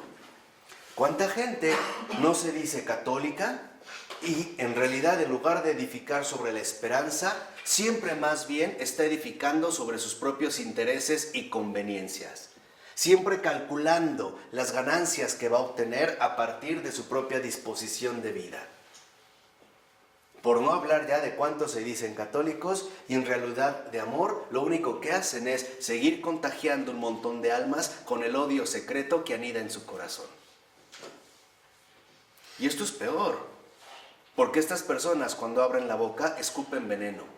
Son como estas serpientes escupidoras. ¿Sí las conocen? ¿No? Avientan veneno de lejos como una protección. Ellos también abren la boca y escupen veneno. ¿Y cómo nos damos cuenta de los efectos del veneno? Ve cómo dejan las almas. Confundidas, desconsoladas, tristes, desorientadas. Ya digamos así, algunas hasta medio moribundas, ¿no? Por no decir ya prácticamente destruidas. Por eso va a insistir en este sentido que debemos de entender muy bien la expresión de será salvado. Porque esto es lo que tiene que ver con la salvación. ¿Sí estamos entendiendo o no? Sí. La cuestión de la escatología, ¿no? Dice, bueno, a esto es lo que permanece. Entonces, lo que tendremos que reconocer es que, en efecto, por ejemplo, si la obra no es así, si la obra no está realmente edificada aquí, va a arder, se va a perder, no va a soportar, ¿no? Digamos, esta prueba de purificación. Dice, y entonces el obrero será privado de su recompensa, sufrirá una pérdida. Bien es verdad que él mismo será salvado, pero como quien escapa del fuego. Entonces, aquí lo que vemos es que en efecto, esto no son más que las raíces mismas de la salvación. Dice, él mismo será salvado, pero su obra o su supuesta obra, esa no resistirá. Dice, la obra de cada uno será sometida a la prueba del fuego, en el cual todo lo que es impuro y ruin será consumido, tal y como se depuran en el crisol el oro y la plata. Ahora, esta prueba, y cita el libro de Zacarías capítulo 13, versículo 9, o Malaquías capítulo 2, versículo 3. Dice, la prueba producirá la misteriosa separación que disociará a la persona empírica malvada respecto de la imagen divina, que es lo que comenzamos hablando. ¿Se acuerdan? El talento, ¿no? El don. Y dice, creada por Dios y de la semejanza divina, que es aquella imagen en la medida en el que en el hombre mismo se ha hecho realidad. Hay una división, no hay como una separación. El fuego destruye toda la falsedad de nuestras obras y nos va a dejar al descubierto tal y como somos. Tal y como somos. Ahí ya no hay escapatoria, ya no hay máscaras, ya no hay errores, ya no hay confusiones. Ahí, digamos, se manifiesta de manera clara. Ahora dice, bueno, este fuego, escuchen bien, no es ni un castigo ni una satisfacción, sino una prueba necesaria, el examen del uso que el hombre ha hecho del fundamento que le había sido dado, de su respuesta a la condescendencia divina. Es la demostración de la persona. Entonces, la salvación, en este sentido, va precedida por la demostración de la persona, lo que la persona realmente es.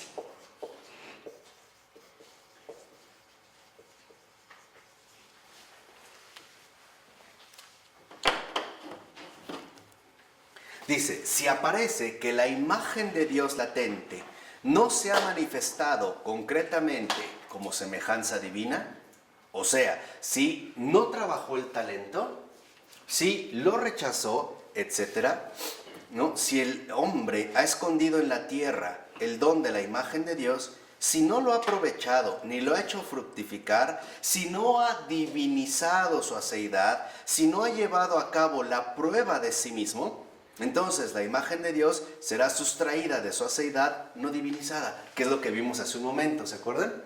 Será, digamos, extraída. ¿Y a quién le será dada? ¿No? Exactamente, ¿no? Y dice, pero si la aceidad ha sido transformada en semejanza de Dios, entonces el hombre recibirá una recompensa. La bienaventuranza interior, que consiste en ver realizada en uno mismo la semejanza divina, la alegría creadora del artista que contempla su obra. Entonces, lo que vemos es que aquí ya Florensky nos lleva a la cuestión auténtica de raíz. Entonces, ¿qué estamos llamados a hacer? A transfigurar nuestra aceidad, a transfigurar digamos, como ímpetu cegador que nos lleva en gran medida a quedar atrapados en nosotros mismos y gozar finalmente, ¿no? En este sentido de esta bienaventuranza. Por ello va a decir que en este fundamento de lo que se trata es de que llevemos a cabo la divinización absoluta de la esencia humana en la persona de Jesucristo. Y nadie puede poner otro fundamento, porque ese fundamento no durará. Dice, pero la libertad de cada uno determina lo que es construido encima. O sea, ¿qué es lo que realmente nosotros estamos construyendo encima? Y no desde fondo, no desde, vamos a decirlo así, en la raíz. Y aquí, digamos, se llega entonces a un aspecto fundamental. El reconocer que para convertirse en santo hay que ser santo. Escuchen esto. Y este es un aspecto bien importante que quisiera aclarar. Para convertirse en santo hay que ser santo. Este ser santo ya está dado, porque es el talento que Dios nos dio.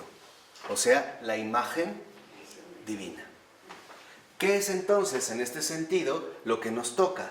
Pasar de la pasar de la mera imagen dada a la asimilación y por lo tanto acceder a la semejanza. Es lo que va finalmente a manifestar la propia humanidad en su autenticidad. Y por lo tanto también lo que nosotros aquí vamos a ir reconociendo es que no se trata de una mera regla moral. Se trata de un verdadero trabajo interior. No es nada más de que tú te debes comportar de tal manera exterior, ni un simple modelo que hay que copiar. Por eso vean lo que dice Florensky al respecto.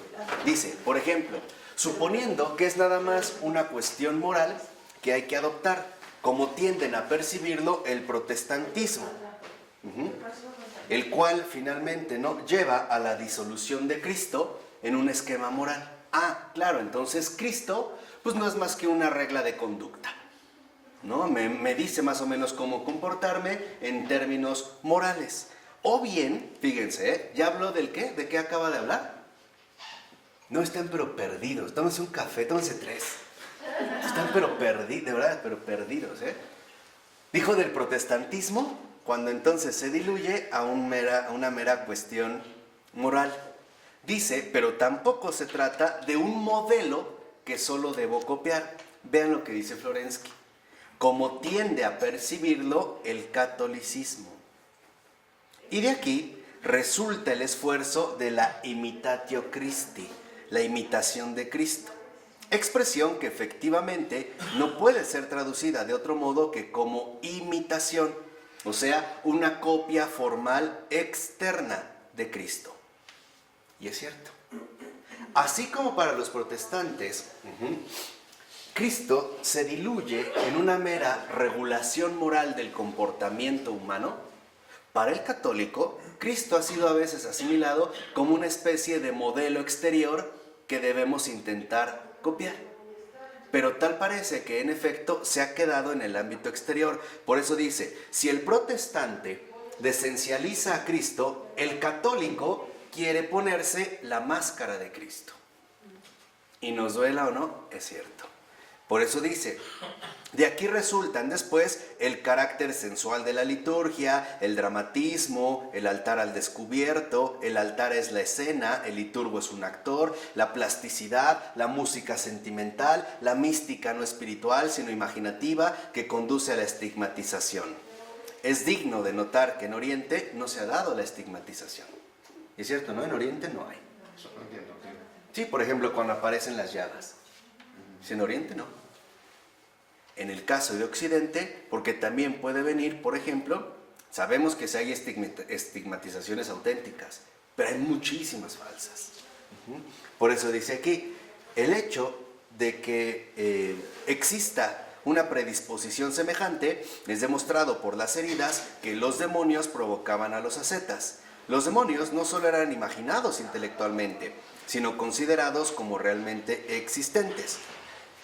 Precisamente de aquella actitud provienen los misterios, las procesiones católicas y en general todo aquello que actúa sobre la imaginación, actuación, espectáculo y no contemplación, no oración espiritual. Y entiendan bien aquí también cómo Florensky se dirige a nuestro catolicismo. Todo se ha quedado en una especie de ritualización exterior, donde para él, por ejemplo, se puede hablar de actuación, de espectáculo, y no de auténtica contemplación, ni de auténtica oración espiritual. Dice, sobre la falsedad de la idea misma de imitar a Cristo, habla con determinación el obispo Ignate Brianchanev. Este considera el libro mismo de Tomás de Kempis como imbuido en la seducción espiritual y como sanguíneo.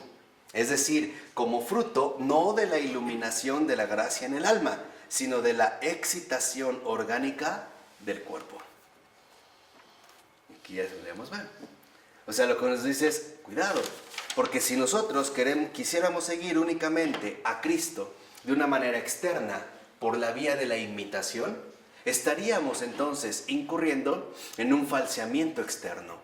Y eso es lo que en efecto tal parece que en el catolicismo está sucediendo. ¿Cuántos de nosotros no fuimos bautizados de manera externa? ¿O cuántos de nosotros no nos acercamos como un mero espectáculo a una celebración litúrgica, sin verdadera espiritualidad, sin verdadera hondura, o vamos a decirlo abiertamente, sin verdadera vida ¿qué? Creyentes. Creyendo que entonces va a ser una especie de modelo a imitar. Pero como es un modelo tan lejano a mí, pues entonces no me resulta accesible. ¿Cuánta gente no te dice de manera bien ordinaria, ah, no, ese era un santo, ¿eh? Yo no, yo soy pecador, simple mortal, ese es un santo. Lo que te está diciendo es, no tiene nada que ver conmigo. Ah, entonces niegas que tienes esta imagen de Dios. No tiene nada que ver contigo. Nada, es un inhumano, no es un monstruo, es una cosa que por ahí está finalmente también muy rara, ¿no? Y por ello va a insistir en último término, perdón que me haya alargado un poco, pero es que sí prefiero ya terminar, es que habla entonces, en ese sentido, de que tenemos que entender lo siguiente. Incluso debemos reconocer que cuando se habla, por ejemplo, en este sentido, del purgatorio, tenemos que reconocer a pesar de, no es debido a.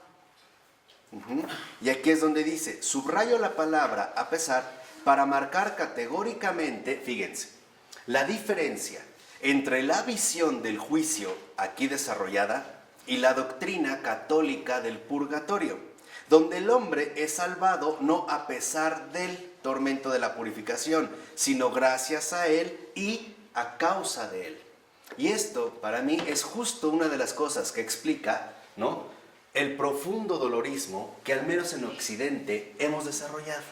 Por ejemplo, en nuestra doctrina católica del purgatorio, mal entendida, y que quede claro, no estoy diciendo que no existe, que es falso, estoy diciendo es una mala comprensión, pensamos que el alma se va al purgatorio para purificarse y que en realidad es el sufrimiento que padece lo que la salva, ¿cierto o no? Bueno, entonces ¿dónde está Cristo? Esto nos ha llevado erróneamente, con el paso de los siglos, a suponer que entonces sufrimiento es sinónimo de ¿qué? No. De salvación. Entonces, en nuestra mente occidental hemos llegado a una conclusión. Claro, más sufres, más ¿qué? Más te salvas. ¿Quién les dijo? ¿Quién les dijo que es así? Así decían las abuelitas. Por eso, ¿quién dijo? Es purificación. Es limpieza, es lo que nos enseñó Florensky. Es quitar toda la escoria que no anula al pecador. Pero lo que viene finalmente es que a pesar de que se incurra, ¿no?, en una obra incorrecta, a pesar de que no esté plenamente arraigado en la verdad, se salva a pesar de eso. ¿Por qué? Porque la salvación es Cristo, no el dolor. Por eso vemos cómo hay desviaciones cuando habla de ciertas procesiones católicas, donde en efecto vemos gente que se puede poner unas plantas espinosas en la espalda y se va remoliendo. Y para nosotros empezamos a desviarnos del camino cuando empezamos a suponer que es el sufrimiento lo que te lleva a la salvación. Entonces, para muchos van a decir, por ejemplo, claro, es que vivir es sinónimo ¿de qué? De sufrir. Entonces, he sufrido mucho, estoy salvado. ¿Tú no has sufrido nada? Ya te jodiste. Tienes que sufrir. No es esto lo que le ha dado tanto éxito a esta ridiculez del pare de sufrir. En serio, ¿no? Todo es sufrir. Todo es sufrir. ¿Quién les dijo? ¿De dónde? ¿De dónde empezamos a hacer finalmente estas falsas asociaciones, ¿no? Por eso insiste Florensky en que no podemos nosotros seguir la representación vulgar del purgatorio católico. Que algo tiene, dice, ¿no?, de carácter psicológico. Y que además es enteramente comprensible. La justificación por el sufrimiento y la educación por el castigo. ¿No hemos sido también formados así? ¿No es la educación del castigo? ¿La justificación por el sufrimiento? ¿La educación de que si haces esto Dios te va a castigar? No agarres una galleta, porque Dios lo ve todo y mira, ojo, Entonces es un mega inspector, ¿no? El ojo que todo lo ve. Y en realidad era tu vil egoísmo porque tú querías tragarte esa galleta cuando pudieras. No, pero Dios te va a castigar, no hagas esto. Y no empezamos a desarrollar de verdad una neurosis extrema donde llegamos a suponer que ya entonces todo es pecado. Todo está mal, todo es pecado. Entonces, no, pues ¿qué tengo que hacer? Pues sufrir, ¿no? ¿Por qué, por ejemplo, para nosotros penitencia es sufrimiento? Piénsalo. Cuando aquí hemos aprendido algo muy distinto. Penitencia no es sufrir. Penitencia es renunciar al error. Esa es la penitencia. La penitencia es renunciar a la aceidad que malvada. Si no somos más que una bola de hipócritas fariseos. ¿No le reclamaban a Jesús que comía y que bebía? ¿O no? Sí. ¿Por qué nos ha enseñado que la penitencia no tiene que ver con los estándares superficiales que nosotros adoptamos, sino que tiene que ver más bien con la auténtica renuncia a esa aceidad malvada? A esa, digamos, apego a el yo mismo que va en contra por completo de la auténtica vida que... ¿Quién es un santo? El que renunció a sí mismo. Y no es el que la pasó mal toda su vida. ¿Cuántas veces no has escuchado? No es que este santo, cómo sufrió. Cómo sufrió. No, hombre, qué bárbaro, 40, 50, 60 años. Vámonos al príncipe de los desolados, San Pablo de la Cruz. En el abandono, la noche oscura de San Juan. ¡Qué bruto! ¡Cuánto sufrió! ¡Cuánto sufrió! ¿Y por qué nunca hablamos, por ejemplo, de la auténtica victoria de Cristo? Cuidado, porque también Florensky nos viene a ayudar como católicos. Y nos viene nuevamente a enderezar para seguir en ese único camino que conduce a la salvación. ¿Y qué es Cristo?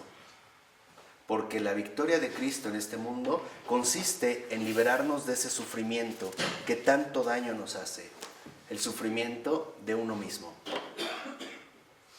Cristo nos viene a liberar de nosotros mismos. Y eso, créanme, esa es una gran alegría. Por eso el Papa Francisco decía, no hay nada peor que un cristiano triste. Tú ve a veces las misas, las procesiones católicas, ¿qué cara tenemos? Tristes. No, hasta ven así como que se tocan el pecho, cantan. ¿No? Yo no sé si tienen callos, juanetes o qué les pasa. Padecen. De verdad es puro padecer, puro padecimiento, padecimiento, padecimiento y más padecimiento. Hasta que se vuelve algo realmente insoportable, ¿no? Y luego, no manches, la he pasado bien mal en mi vida y todavía me dicen que me voy a ir al infierno. Pues es para salir, vámonos al pare de sufrir. ¿Por qué no inventamos uno que ahora no sea solo pare de sufrir, pare de infernar?